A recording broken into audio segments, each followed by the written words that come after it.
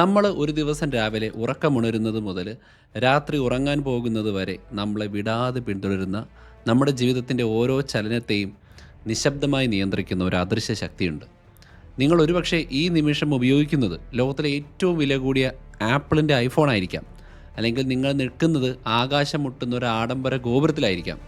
പക്ഷേ ഒരു സത്യം നിങ്ങൾ അറിയണം: നിങ്ങൾ വാങ്ങുന്ന ഓരോ ഫോണിലും, നിങ്ങൾ താമസിക്കുന്ന പല കെട്ടിടങ്ങളിലും, എന്തിന് സമുദ്രങ്ങളിലൂടെ സാധനങ്ങൾ എത്തിക്കുന്ന കൂറ്റൻ കപ്പലുകളിൽ പോലും ഒരേ ഒരു പേര് മാത്രമേ അദൃശ്യമായി പതിഞ്ഞു കിടക്കുന്നുള്ളൂ. ആ കമ്പനി മാത്രമേ ലോകത്തിൻ്റെ ഒരുപാട് മേഖലകളിൽ വളരെയധികം കൈകടത്തിയിട്ടുള്ളൂ.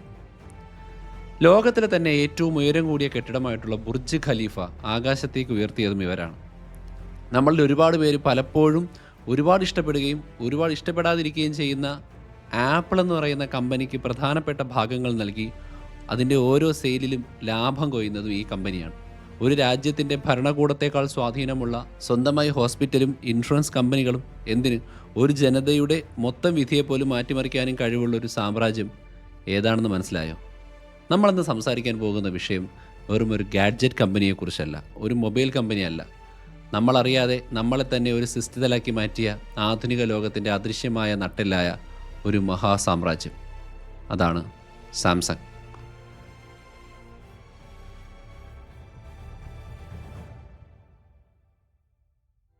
1938 ലോകം മൊത്തം ഒരു വലിയ തകർച്ചയുടെ വക്കിൽ നിൽക്കുകയാണ്. ആ സമയത്ത് കൊറിയൻ ഉപദ്വീപിൻ്റെ തെക്ക് ഭാഗത്തുള്ള ഡേഗു എന്ന സ്ഥലത്ത് ലീ ബ്യുങ് ചൾ എന്നൊരാൾ ഒരു ബിസിനസ് തുടങ്ങാനായിട്ട് തീരുമാനിക്കുന്നു. അക്കാലത്ത് കൊറിയ ജപ്പാൻ്റെ ഭരണത്തിൻ്റെ കീഴിലാണ്. സാധാരണക്കാരായിട്ടുള്ള കൊറിയക്കാർക്ക് വളരെ കഠിനമായൊരു ജീവിതം, അവർക്കൊന്നിനും സ്വാതന്ത്ര്യം ഉണ്ടായിരുന്നില്ല. ആ ഒരു സാഹചര്യത്തിൽ ലീ ഒരു ടെക്നോളജി കമ്പനി തുടങ്ങണമെന്നുള്ള സ്വപ്നം പോലും കണ്ടിരുന്നില്ല. വെറും 40 ജീവനക്കാരുമായിട്ട് അദ്ദേഹം ഒരു ട്രേഡിംഗ് കമ്പനി സ്റ്റാർട്ട് ചെയ്തു. അതിന് അദ്ദേഹം ഇട്ട പേരായിരുന്നു സാംസങ്. സാംസങ് എന്നാൽ അവിടുത്തെ ഭാഷയിൽ 3 നക്ഷത്രങ്ങൾ എന്നാണ് അർത്ഥം. ഇവിടെ 3 എന്ന് പറഞ്ഞാൽ വലുതും ശക്തവുമായ ഒന്നിനെ സൂചിപ്പിക്കുന്നു. നക്ഷത്രങ്ങൾ എന്ന് പറഞ്ഞാൽ ശാശ്വതമായ കാര്യത്തെയും.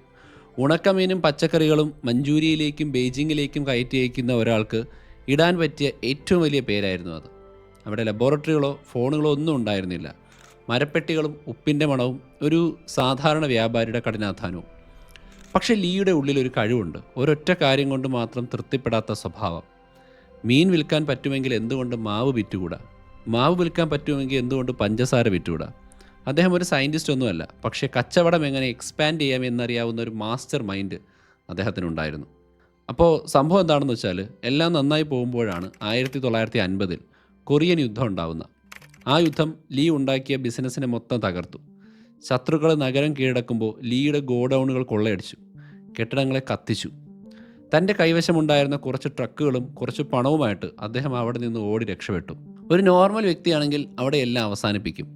കത്തിക്കരിഞ്ഞ നഗരം കാണുമ്പോൾ ശാശ്വതമായ നക്ഷത്രം എന്നൊക്കെ പറയുന്നത് കോമഡിയല്ലേ? പക്ഷേ ലീ അങ്ങനെ ഇരുന്നില്ല. അദ്ദേഹം തകർന്നു കിടക്കുന്ന ആ നഗരത്തെ ഒരു വലിയ അവസരമായി കണ്ടു. ഒരു യുദ്ധം ഉണ്ടാകുമ്പോൾ അവിടെ പഴയ നിയമങ്ങളെല്ലാം തകരും, അവിടെ പുതിയ ആവശ്യങ്ങളുണ്ടാവും. ആളുകൾക്ക് ജീവിക്കാൻ അത്യാവശ്യം വേണ്ട സാധനങ്ങളുടെ ക്ഷാമം ഉണ്ടാവും. യുദ്ധത്തിൻ്റെ പുകയടങ്ങിയപ്പോൾ ലീ സിയോളിലേക്ക് മാറി. അവിടെ അദ്ദേഹം വെറുമൊരു ട്രേഡിംഗ് കമ്പനിക്ക് പകരം ഒരു വ്യവസായ യന്ത്രം തന്നെ പണിയാൻ തുടങ്ങി. ഷുഗർ റിഫൈനറിയും തുണിമില്ലും ഒക്കെ ഉണ്ടാക്കി. തകർന്നടിഞ്ഞ ഒരു രാജ്യത്തിന് ആഡംബരം അല്ല വേണ്ടത്, മറിച്ച് ജീവിക്കാനുള്ള അടിസ്ഥാന സൗകര്യങ്ങളാണ് എന്ന് അദ്ദേഹം മനസ്സിലാക്കി. ഈ സമയത്താണ് ബിസിനസ്സിലൂടെയുള്ള ദേശസ്നേഹം എന്ന ചിന്ത അദ്ദേഹത്തിനുണ്ടാവുന്നത്. തൻ്റെ രാജ്യത്തിൻ്റെ വളർച്ചയും തൻ്റെ കമ്പനിയുടെ വളർച്ചയും ഒരേ നാണയത്തിൻ്റെ 2 വശങ്ങളാകുമെന്നും അങ്ങനെ ആയാൽ നല്ലതായിരിക്കുമെന്ന് അദ്ദേഹം വിശ്വസിച്ചു. ഇവിടെ നമ്മളൊരു കാര്യം ശ്രദ്ധിക്കണം. 1960കളിൽ ദക്ഷിണ കൊറിയ ലോകത്തിലെ ഏറ്റവും ദാരിദ്ര്യമുള്ള രാജ്യങ്ങളിലൊന്നായിരുന്നു.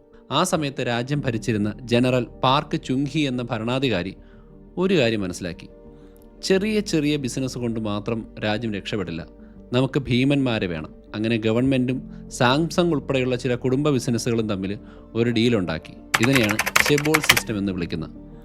ഗവൺമെൻറ് ഇവർക്ക് കുറഞ്ഞ പലിശയ്ക്ക് ലോൺ കൊടുക്കും, വിദേശ കമ്പനികളിൽ നിന്നും സംരക്ഷണവും കൊടുക്കും. പകരം ഗവൺമെൻറ് എന്താവശ്യപ്പെടുന്നുവോ അത് അവർ ഇവിടെ നിർമ്മിക്കണം. ഇത് വെറും ഒരു ബിസിനസ് ആയിരുന്നില്ല, മറിച്ച് ആ രാജ്യത്തെ കെട്ടിപ്പടുക്കാനുള്ള കരാറായിരുന്നു. ഇതോടെ സാംസങ് വെറും ഒരു കമ്പനി അല്ലാതായി മാറി, അതൊരു രാജ്യത്തിൻ്റെ വളർച്ചയുടെ എഞ്ചിനായി. അവർ ഇൻഷുറൻസ് രംഗത്തേക്കും ഡിപ്പാർട്ട്മെൻറ്റ് സ്റ്റോറുകളിലേക്കും പത്രങ്ങളിലേക്കും പടർന്നു പന്തലിച്ചു. ഒരു ഒക്ടോപ്പസിനെ പോലെ കൊറിയയുടെ എല്ലാ മേഖലകളിലും സാംസങ്ങിൻ്റെ കരങ്ങളെത്തി. ഈ വളർച്ച ഭയങ്കര വേഗത്തിലാണ്, പക്ഷേ അതിന് മറുവശമുണ്ട്. സാംസങ് വളർന്നപ്പോൾ അവർക്ക് രാഷ്ട്രീയത്തിലും നിയമത്തിലും ഒക്കെ ഭയങ്കര ഇൻഫ്ലുവൻസ് ആയി. ഒരു കുടുംബത്തിൻ്റെ കയ്യിൽ ഒരു രാജ്യത്തിൻ്റെ മൊത്തം അധികാരം വരുന്ന അവസ്ഥയിലേക്ക് എത്തിച്ചേർന്നു. 60കളുടെ അവസാനം സാംസങ് ഇലക്ട്രോണിക്സ് രംഗത്തേക്ക് തിരിഞ്ഞു. പക്ഷേ അവിടെ അവർ വളരെ ലേറ്റായിരുന്നു.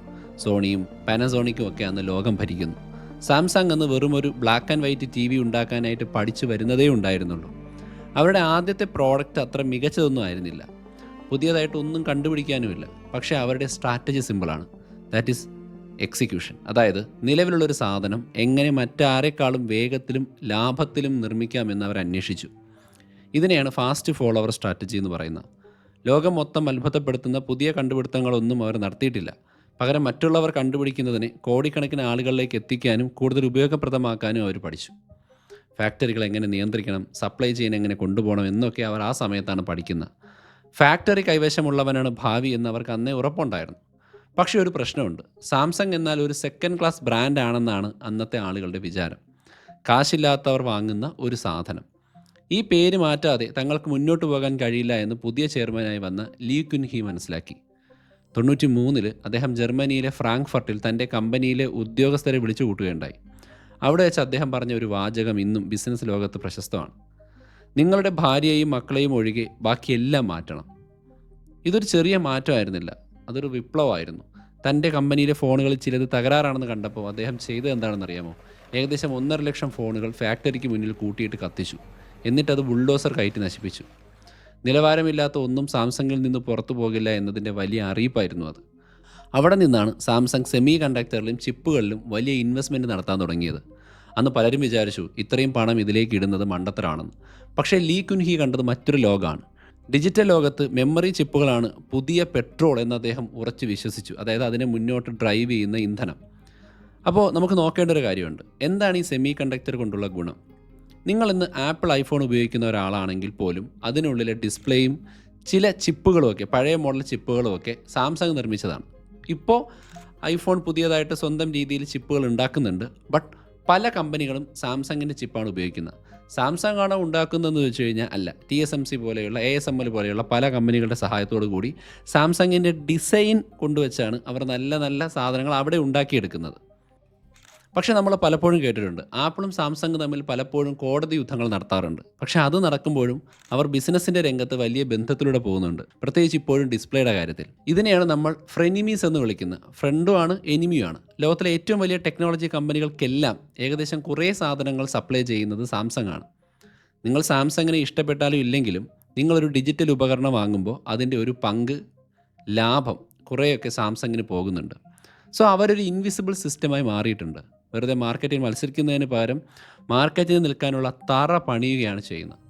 ചിപ്പുകളിലും സ്ക്രീനുകളിലും അവർക്കുള്ള ആധിപത്യം അവരെ തകർക്കാൻ ഇതുവരെ കഴിയാത്ത ഒന്നാക്കി മാറ്റിയിട്ടുണ്ട്. സോ ഞാൻ പറഞ്ഞു വന്നത് സാംസങ്ങിൻ്റെ അദൃശ്യമായ അധികാരത്തെക്കുറിച്ചാണ്. ആപ്പിളും സാംസങ് തമ്മിലുള്ള വിചിത്രമായ ബന്ധമെന്ന് ആലോചിച്ച് പുറമേ നോക്കിയാൽ ഇവർ ശത്രുക്കളാണ്. ഫോണുകളുടെ ഡിസൈൻ കോപ്പി അടിച്ചു എന്ന് പറഞ്ഞ് ഇവർ കോടികൾ ചിലവാക്കി കോടതിയിൽ കേസ് നടത്തും. പക്ഷേ സത്യം എന്താണെന്ന് വെച്ചാൽ ഒരു ഐഫോൺ നിർമ്മിക്കണമെങ്കിൽ ആപ്പിളിന് സാംസങ്ങിൻ്റെ സഹായം വളരെ ആവശ്യമാണ്. ഐഫോണിലെ ഏറ്റവും വില കൂടിയ ഭാഗങ്ങളായിട്ടുള്ള ഒന്നാണ് OLED ഡിസ്പ്ലേ. പിന്നെ ചില പഴയ മോഡലുകളുടെ മെമ്മറി ചിപ്പുകളൊക്കെ സാംസങ് ആണ് ഉണ്ടാക്കിയെന്ന് മുമ്പ് ഞാൻ പറഞ്ഞു. ഇതിനെ സ്ട്രാറ്റജിക് ഡെപ്ത് എന്ന് വിളിക്കും. അതായത് ആര് ജയിച്ചാലും സാംസങ്ങിന് ലാഭം കിട്ടുക എന്ന് പറയുന്നൊരു കാര്യമുണ്ട്. ആപ്പിൾ കൂടുതൽ ഫോൺ വിറ്റാൽ സാംസങ്ങിന് കൂടുതൽ ഡിസ്പ്ലേകൾ ആപ്പിളിന് കൊടുക്കാം. സാംസങ് സ്വന്തം ഫോൺ വിറ്റാൽ അവർക്ക് അതിലും ലാഭം കിട്ടും. അതുകൊണ്ട് തന്നെ ആപ്പിളിനൊരു പരിധിയിൽ കൂടുതൽ സാംസങ്ങിനെ വേദനിപ്പിക്കാൻ കഴിയില്ല. സാംസങ് ഒരു ദിവസം അവരുടെ ഫാക്ടറി പൂട്ടി ഇവർക്ക് ഡിസൈൻ കൊടുത്തത് പ്രൊഡ്യൂസ് ചെയ്യാറുന്ന സ്മാർട്ട് ഫോൺ വിപണി നിശ്ചലമാകാൻ സാധ്യതയുണ്ട്. സോ ഇവർ വെറും ഒരു ഡിസൈൻ കമ്പനിയല്ല, മറിച്ച് ലോകത്തിലെ ഏറ്റവും വലിയ ഫൗണ്ടറി അല്ലെങ്കിൽ ഫാക്ടറിയാണ്.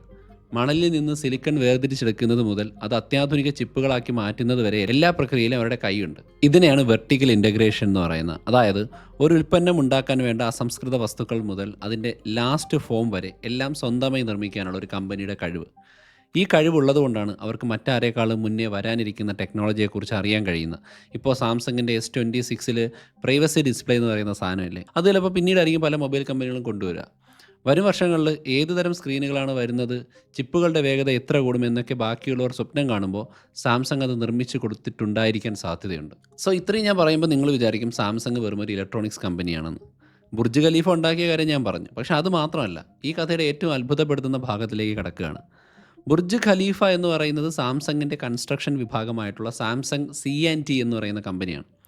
കയ്യിലൊതുങ്ങുന്ന ചെറിയൊരു സ്മാർട്ട് ഫോൺ നിർമ്മിക്കുന്ന അതേ കമ്പനി ആകാശം മുട്ടുന്ന കെട്ടിടങ്ങൾ അത്രയും കൃത്യതയോടുകൂടി നിർമ്മിക്കുന്നു എന്ന് പറയുമ്പോൾ അത് ലോകത്ത് മറ്റൊരു കമ്പനിക്ക് അവകാശപ്പെടാനില്ല. അതുപോലെ കടലിലൂടെ കാർഗോ കൊണ്ടുപോകുന്ന ഭീമാകാരന്മാരായിട്ടുള്ള കപ്പലുകൾ നിർമ്മിക്കുന്നതിലും പല രാജ്യങ്ങളുടെയും ടാങ്കുകൾ, കൊറിയയുടെ ഉൾപ്പെടെ ടാങ്കുകൾ നിർമ്മിക്കുന്നതിലും സാംസങ് മുന്നിലാണ്. ലിക്വിഫൈഡ് നാച്ചുറൽ ഗ്യാസ് അഥവാ LNG കൊണ്ടുപോകുന്ന ടാങ്കറുകൾ മുതൽ ലോകത്തെ വിറപ്പിക്കുന്ന യുദ്ധക്കപ്പലുകൾ വരെ സാംസങ്ങിൻ്റെ ഷിപ്പ്യാർഡുകളിൽ നിർമ്മിക്കുന്നുണ്ട്. എന്തുകൊണ്ടാണ് ഇവർ ഇത്രയധികം മേഖലകളിൽ കൈവയ്ക്കുന്നത് എന്നൊരു സംശയമുണ്ടാവാം. ഇതിന് പിന്നിലുള്ള പ്ലാനാണ് ഒരു മേഖല തകർന്നാലും മറ്റൊരു മേഖലയിലൂടെ കമ്പനിയെ നിലനിർത്തുക എന്നുള്ളത്. ഉദാഹരണത്തിന്, സ്മാർട്ട് ഫോൺ മാർക്കറ്റിൽ സാംസങ് പൊട്ടിപ്പൊളിഞ്ഞാലും കൺസ്ട്രക്ഷൻ രംഗത്തോ കപ്പൽ നിർമ്മാണ രംഗത്തോ ഉള്ള ലാഭം കൊണ്ട് സാംസങ്ങിന് പിടിച്ചു നിൽക്കാൻ പറ്റും. ദക്ഷിണ കൊറിയയിൽ ഒരാൾ സാംസങ് ഹോസ്പിറ്റലിൽ ജനിച്ച് സാംസങ്ങിൻ്റെ അപ്പാർട്ട്മെൻറ്റിൽ താമസിച്ച് സാംസങ്ങിൻ്റെ ഇൻഷുറൻസ് എടുത്ത് ഒടുവിൽ മരിക്കുമ്പോൾ സാംസങ്ങിൻ്റെ തന്നെ ഫ്യൂണറൽ സർവീസിൽ യാത്രയാകുന്ന ഒരവസ്ഥയുണ്ട്. അതായത് ഒരു വ്യക്തിയുടെ ജീവിതം മുഴുവൻ സാംസങ് എന്ന സിസ്റ്റത്തിനുള്ളിൽ തന്നെ ഒതുങ്ങുന്നു. ഇത് വെറും ഒരു ബിസിനസ് മാത്രമല്ല, അതൊരു ജീവിത രീതിയായി മാറി. പക്ഷേ ഇത്രയും വലിയ അധികാരം ഒരു കുടുംബത്തിൻ്റെ കയ്യിലിരിക്കുമ്പോൾ അതിനൊരു ഡാർക്ക് സൈഡ് ഉണ്ടാവും. ദക്ഷിണ കൊറിയൻ ഗവൺമെൻറ്റും സാംസങ്ങും തമ്മിൽ പലപ്പോഴും വലിയ വിവാദങ്ങളുണ്ട്. കാരണം ദക്ഷിണ കൊറിയയുടെ GDPയുടെ 20% വരും സാംസങ് എന്ന് പറയുന്ന ഒറ്റ കമ്പനിയുടെ സംഭാവന. സോ സാംസങ്ങിന് അനുകൂലമായ നിയമങ്ങൾ ഉണ്ടാക്കാൻ രാഷ്ട്രീയക്കാർക്ക് കോടിക്കണക്കിന് രൂപ കോഴ നൽകിയെന്നുള്ള ആരോപണങ്ങൾ പലതവണ ഉയർന്നു വന്നിട്ടുണ്ട്. സാംസങ്ങിൻ്റെ തലവന്മാർ പലപ്പോഴും ജയിലിൽ പോകേണ്ടി വരികയും പക്ഷേ അങ്ങനെ സംഭവിക്കുമ്പോൾ തന്നെ ഇവർക്ക് ഗവൺമെൻറ് മാപ്പ് നൽകി പുറത്തിറക്കുകയും ചെയ്യും. കാരണം സാംസങ് തകർന്നാൽ കൊറിയൻ സമ്പദ് വ്യവസ്ഥ തകരുമെന്ന പേടി ഗവൺമെൻറ്റിനുണ്ട്. അതുകൊണ്ട് തന്നെ ഈ ഒരു കമ്പനി നിയമത്തിന് മുകളിലുള്ള കമ്പനിയാണെന്ന് പലരും വിശ്വസിക്കുന്നുണ്ട്. സാംസങ്ങിനെതിരെ സംസാരിക്കുക എന്നത് കൊറിയയിൽ ഒരു സാധാരണക്കാരനെ സംബന്ധിച്ചിടത്തോളം ഏറെക്കുറെ അസാധ്യമാണ്. കാരണം അവരുടെ ജോലിയും പെൻഷനും ഇൻഷുറൻസും എല്ലാം ഈ ഒരു കമ്പനിയുമായിട്ട് എങ്ങനെയോ ബന്ധപ്പെട്ട് കിടക്കുന്നു എന്ന് ആളുകൾക്ക് അറിയാം. എന്നാൽ സാംസങ് വലിയ തിരിച്ചടികൾ നേരിട്ടിട്ടുണ്ട്. ഇപ്പോൾ ഇന്ത്യയിൽ തന്നെ സാംസങ് സീരീസിൽപ്പെട്ട ഫോണുകൾക്ക് ലൈൻ ഉണ്ടാകുന്ന പ്രശ്നമില്ലേ, അത് ഈ ഒരു പ്രശ്നത്തിൻ്റെ വളരെ ചെറിയ ഒരു ലെവൽ സൈഡ് മാത്രമാണ്. 2016 സാംസങ് നേരിട്ടൊരു വലിയ പ്രശ്നമുണ്ട്. അവരുടെ ഏറ്റവും പുതിയ ഫോണായ ഗാലക്സി നോട്ട് 7 പലയിടത്തും പൊട്ടിത്തെറിക്കാൻ തുടങ്ങി. വിമാനങ്ങളിൽ ഈ ഫോണിനെ നിരോധിച്ചു. ലോകം മുഴുവൻ സാംസങ്ങിനെ പരിഹസിച്ചു. വർഷങ്ങളോളം കഷ്ടപ്പെട്ട് ഉണ്ടാക്കിയെടുത്ത വിശ്വാസ്യതയാണ് ഒരൊറ്റ ബാറ്ററി പ്രശ്നം കൊണ്ട് തകർന്നത്. ആയിരക്കണക്കിന് കോടി രൂപയുടെ നഷ്ടം കമ്പനിക്കുണ്ടായി. പക്ഷേ അവർ തളർന്നില്ല. അവർ 93 ചെയ്ത അതേ കാര്യം, അതായത് പഴയ കാര്യങ്ങളെല്ലാം മാറ്റിവെച്ച് ക്വാളിറ്റിയിൽ വിട്ടുവീഴ്ചയില്ലാതെ പരിശോധനകൾ നടത്തി കർശനമായിട്ട് പല കാര്യങ്ങളും ചെയ്തിട്ട് അവർ കൃത്യമായിട്ടത് പരിഹരിച്ചു. ഫോൺ വിൽപ്പന അന്ന് തകർന്നപ്പോഴും അവർ നിർമ്മിക്കുന്ന ചിപ്പുകൾക്ക് വലിയ ഡിമാൻഡ് ഉണ്ടായിരുന്നു. ആ ഡിമാൻഡാണ് അവരെ തകരാതെ കാത്തത്. ഇന്ന് സാംസങ് നോക്കുന്നത് ഭാവിയിലേക്കാണ്. വെറുമൊരു ഗാഡ്ജറ്റ് കമ്പനി എന്നതിൽ നിന്ന് മാറി ലോകത്തിലെ അദൃശ്യമായൊരു സിസ്റ്റമായി മാറാൻ അവർ ശ്രമിക്കുന്നുണ്ട്. AI, 6G, ബയോടെക്നോളജി തുടങ്ങിയ മേഖലകളിൽ അവർ വലിയ ഇൻവെസ്റ്റ്മെൻറ്റ് നടത്തുന്നതായിട്ട് കാണാം. ഉദാഹരണത്തിന്, ഭാവിയിൽ മരുന്നുകൾ നിർമ്മിക്കുന്നതിലും സാംസങ്ങിൻ്റെ സാങ്കേതിക വിദ്യ വലിയ പങ്ക് വഹിക്കുമെന്ന് പറയുന്നു. വലിയ അളവിൽ മരുന്നുകൾ നിർമ്മിക്കാൻ ആവശ്യമായ ഹൈടെക് പ്ലാന്റുകൾ അവർ നിർമ്മിച്ച് കഴിഞ്ഞു. അവർ ആഗ്രഹിക്കുന്നത് നമ്മൾ ശ്വസിക്കുന്ന വായു പോലെ ഒഴിച്ചുകൂടാനാകാത്ത ഒന്നായി ലോകത്തിൽ ഇൻഫ്ലുവൻസ് ഉണ്ടാക്കണമെന്നും നമ്മൾ എന്ത് ചെയ്താലും എവിടെ പോയാലും അതിൻ്റെ ഒരു അംശം സാംസങ്ങിൽ ഉണ്ടാകണമെന്നതുമാണ്. സോ ഇവരുടെ വളർച്ച നമ്മളെ ചിന്തിപ്പിക്കുന്ന ചില കാര്യങ്ങളുണ്ട്. ഒരു ഉണക്കമീൻ വിൽക്കുന്ന കടയിൽ നിന്നും ലോകത്തെ നിയന്ത്രിക്കുന്ന ശക്തിയായി അവർ മാറിയത് ഭാഗ്യം കൊണ്ടല്ല. കഠിനമായ അധ്വാനവും ഏത് സാഹചര്യത്തിലും അതിനനുസരിച്ച് അഡാപ്റ്റ് ചെയ്യാനുള്ള അവരുടെ മാനസിക അവസ്ഥയും തോൽവികളിൽ നിന്ന് പഠിക്കാനുള്ള കഴിവുമാണ്. അതോടൊപ്പം തന്നെ ഒരു കമ്പനി ഒരു രാജ്യത്തേക്കാൾ വലുതായാൽ ഉണ്ടാകാൻ സാധ്യതയുള്ള അപകടങ്ങളെക്കുറിച്ചും ഇത് വാണിംഗ് തരുന്നുണ്ട്. Samsung is not a brand only, അതൊരു ഡിജിറ്റൽ ലോകത്തിൻ്റെ അധികാര കേന്ദ്രമാണ്.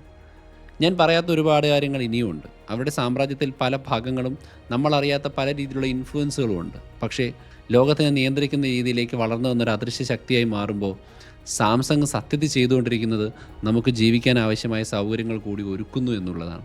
അവരില്ലാത്തൊരു ലോകത്തെക്കുറിച്ച് ചിന്തിക്കുമ്പോൾ നമുക്ക് പലതും നഷ്ടപ്പെടും എന്നർത്ഥം. നിങ്ങൾ ഈ ലേഖനം വായിക്കുന്നത് ഒരു സാംസങ് ഫോണിലൂടെയോ ടാബ്ലറ്റിലൂടെയോ ആണെങ്കിൽ നമുക്ക് ഈ ഒരൊറ്റ ചിന്ത മാത്രം മതിയാവും. ആക്ച്വലി ഇതിൽ നിന്ന് തന്നെ തുടങ്ങുന്നു നമുക്കതിനോടുള്ള ഇൻഫ്ലുവൻസ്. കൂടുതൽ കാര്യങ്ങൾ ഞാൻ എൻ്റെ ബ്ലോഗിൽ ഉൾപ്പെടുത്തിയിട്ടുണ്ട്. jrstudioedu.com എന്ന് പറയുന്ന ബ്ലോഗ് സന്ദർശിക്കുകയാണെങ്കിൽ നിങ്ങൾക്കത് മനസ്സിലാവും. മാത്രമല്ല, നിങ്ങൾക്ക് യൂട്യൂബ് ചാനൽ തുടങ്ങി കോണ്ടൻറ്റ് ഇട്ട് അത്യാവശ്യം നല്ല രീതിയിൽ ഓഡിയൻസിനെ കിട്ടണമെന്ന് ആഗ്രഹം ഉണ്ടെങ്കിൽ എൻ്റെ യൂട്യൂബ് മാസ്റ്റർ ക്ലാസ് ഞാൻ ഡെവലപ്പ് ചെയ്തിട്ടുണ്ട്. അതിനാവശ്യമായിട്ടുള്ള ഹൗ ടു സ്പീക്ക് കോൺഫിഡൻ്റ്ലി എന്ന് പറയുന്ന കോഴ്സും ഒക്കെ ഡെവലപ്പ് ചെയ്ത് ഞാൻ എൻ്റെ താഴെയുള്ള courses.jrstudioedu.com കൊടുത്തിട്ടുണ്ട്. ലിങ്ക് നോക്കിയതിന് ശേഷം തീർച്ചയായിട്ടും നിങ്ങളൊന്ന് അറ്റൻഡ് ചെയ്ത് വെക്കുക, ഉപയോഗം ഉണ്ടാവും. മറ്റൊരു എപ്പിസോഡ് വീണ്ടും കാണാം. അതുവരെ